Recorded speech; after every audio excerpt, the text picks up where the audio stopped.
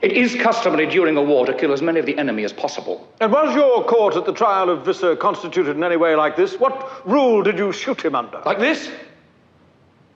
Oh, no, sir, no, it wasn't quite like this. No, sir, it wasn't quite so handsome. And as for rules, we didn't carry military manuals around with us. We were out on the veldt, fighting the Boer, the way he fought us. I'll tell you what rule we applied, sir. We applied Rule 303. We caught them, and we shot...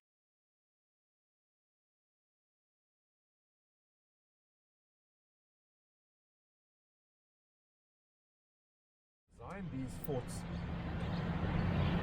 The structure is technically that every one of those panels should be able to be handled by 2 men.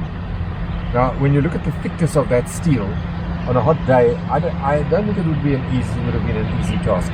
Now, because of the erection of this fort and dismantling and re-erection and dismantling, some of those linking plates, those little bits that hold the panels in place, some of them you can see are bits of a wagon rim, wagon wheels rim.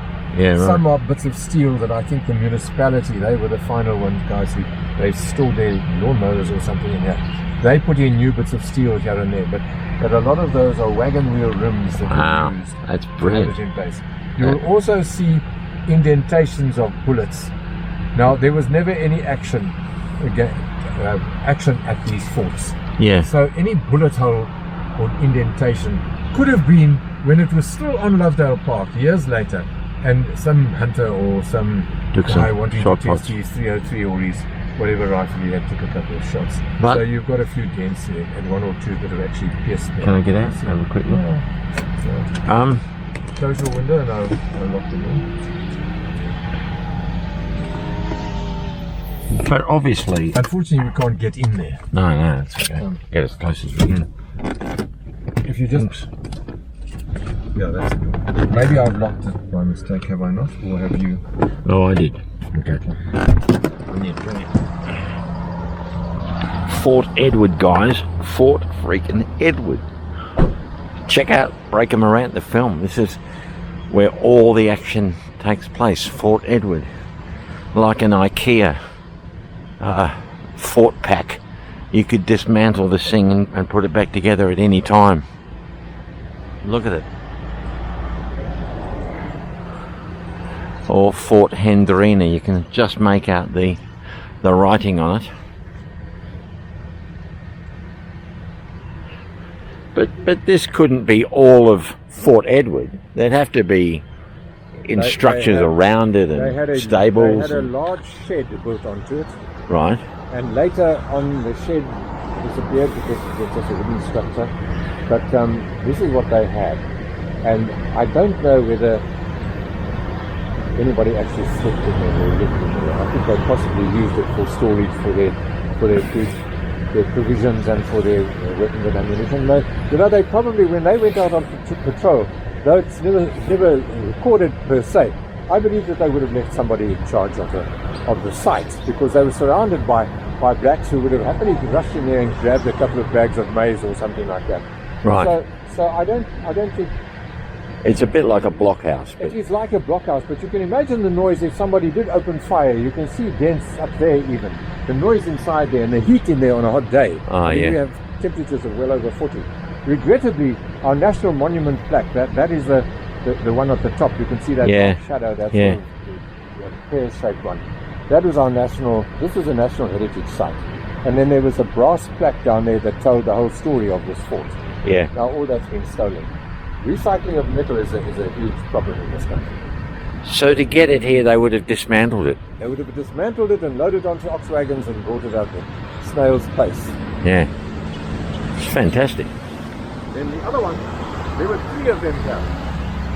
You might see, we're going around and I can just show you the position. But this was one of 3, and this one was specifically Hendrina. And then down at the bottom there, you see, if you look between these 2 trees, you can see that sort of blue, dark blue, and the pale green roof, faded roof. Oh yeah.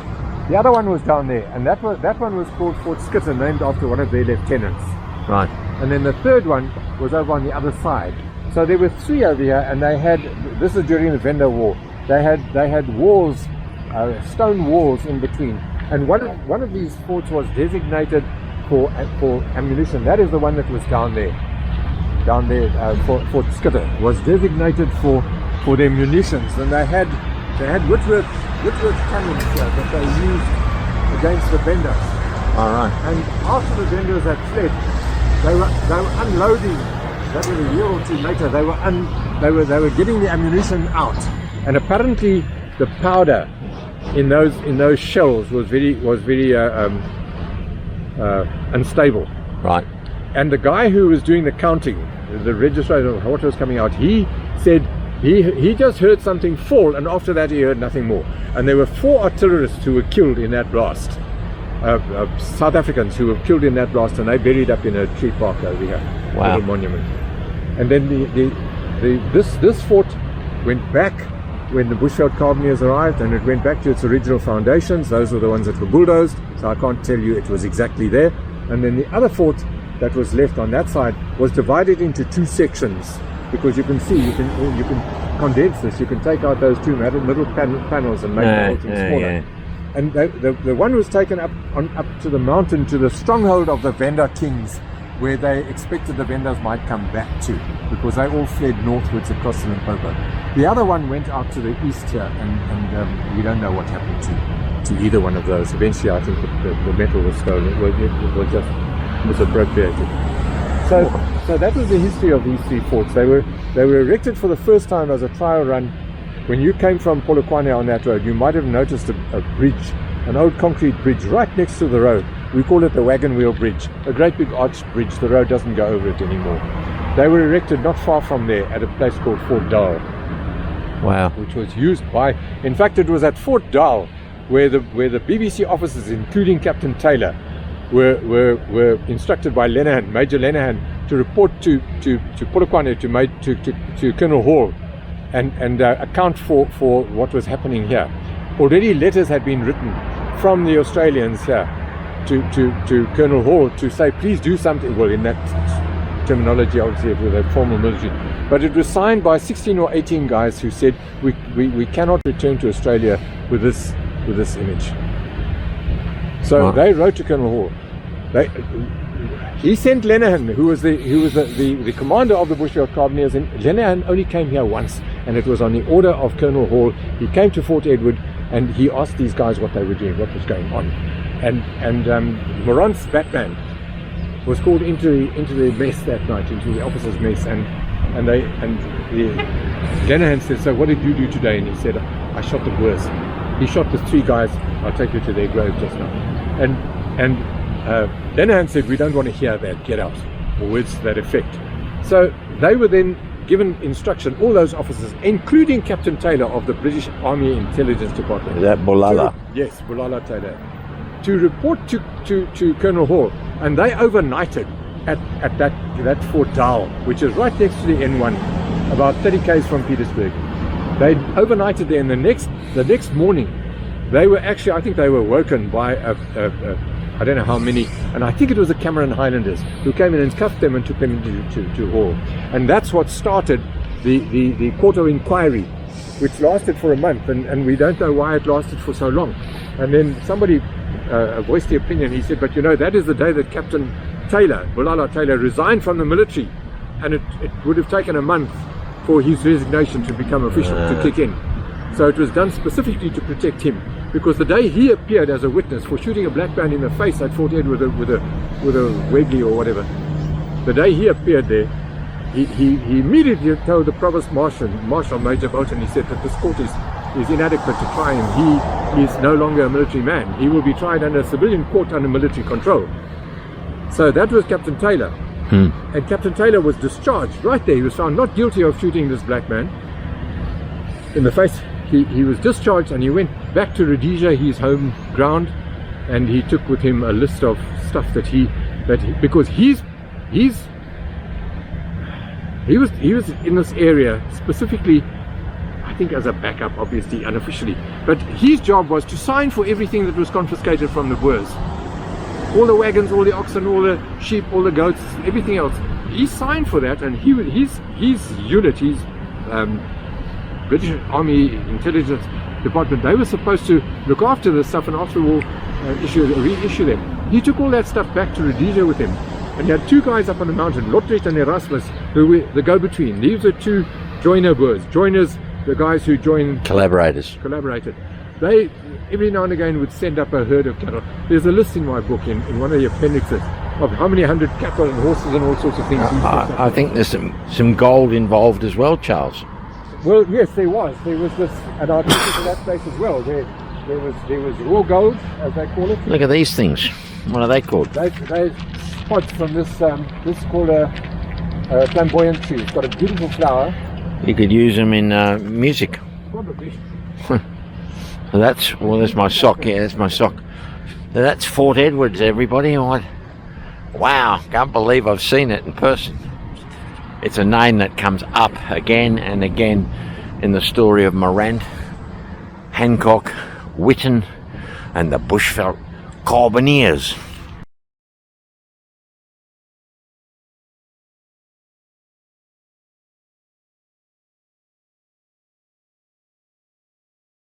And at literally point blank range, he shot him with a Martini Henry. He shot Hunt with a Martini Henry. That's his written report, which I think I've got in my book. Who took them to that farm? A Boer collaborator?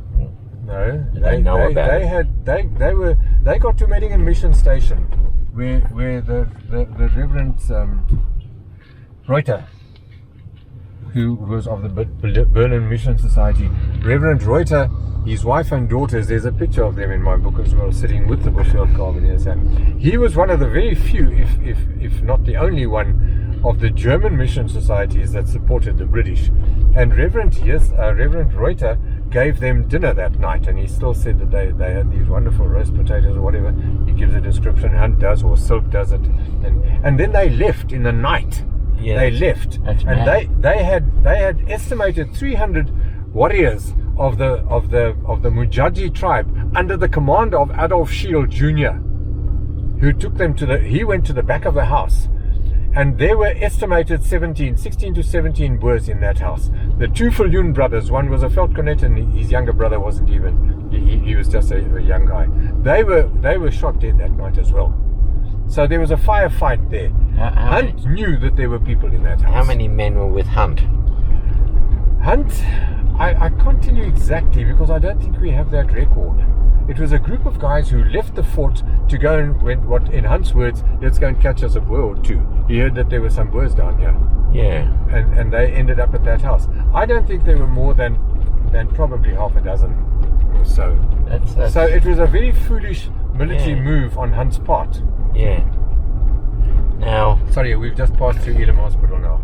There's nothing to stop there for.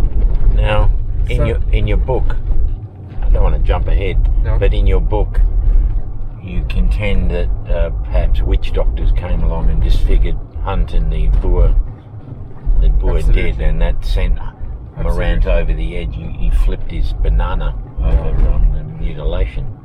Absolutely. Now the book that I got that from was from an anthropologist attached to the Swiss Mission Society, a guy called Junot, and Junot wrote about you've read it, so you know what I've mentioned there. Yeah. Of the culture of the Mujahideen, of what you do when you have slain your enemy. The first thing you do is you remove his genitals to show the chief that you've killed a man, not a woman. Yeah, right. And then the next guy who was with you or comes upon it, he slashes the arms to say that he agrees with this guy what happened. Were Hunt's genitals removed? Yes. Right. Yes, according to Reuter, who prepared the burial. The autopsy. Yeah, or whatever. I don't think he was in a position to perform a medical autopsy, but he attended to the burial.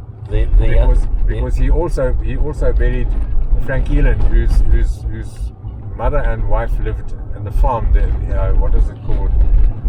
I'll come on its name in a moment. Right up on the top, just above the mission station, is the Ravens Hill. Was he a South African, Eland? Yes, Eland was a South African, but he belonged to a British regiment. Was he mutilated? No, not at all. Not at all. Now, that is interesting, because he went, when the war broke out, he went to Viljoen, Commandant Viljoen, who was the local commandant. The local commandant of the area was also the marriage officer, and he was all sorts of things. The postal depot was on his farm, and he and the Viljoens, the Elands and the Viljoens were very good friends, and he requested permission to take his wife to Natal, where she would be safe during the war because she was pregnant. And Viljoen gave him permission and said, and after the war we'll be good friends again. I mention it, the people of the valley. I think I've got a little, not quite a chapter, where I describe the relationship that those guys had with each other before the war, and fortunately some of them did after the war as well. Yeah. It wasn't as though because he was a German or because he was on the British side that they were mortal enemies. Not at all. They were all fellow farmers, they knew each other and whatever. So from that point of view, Hunt's approach, his whole attack on that farmhouse that night was very ill conceived and rather I won't say disgusting, that's the wrong word to use, but it was rather uncalled for of a man of his rank to have done that. And then the other thing is also where the uniform issue comes out, where Botha, who was Morant's Batman, Botha was a joiner, a young guy, 18 or 19 years old, something like that. He testified, because there was that issue of who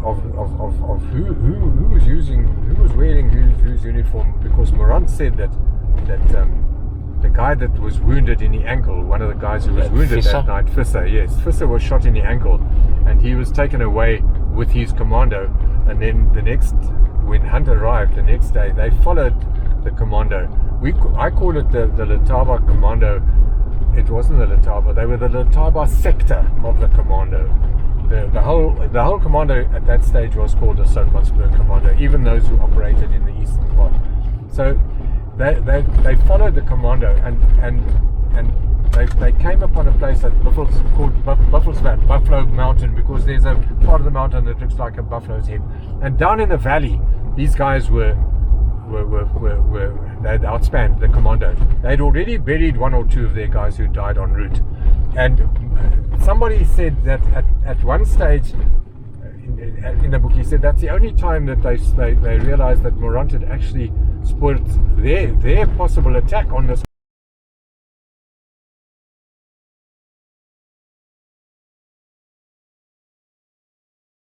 commando by firing upon them from a range of a couple of thousand meters or something like that. Too early. So they fled, but they left Visser there.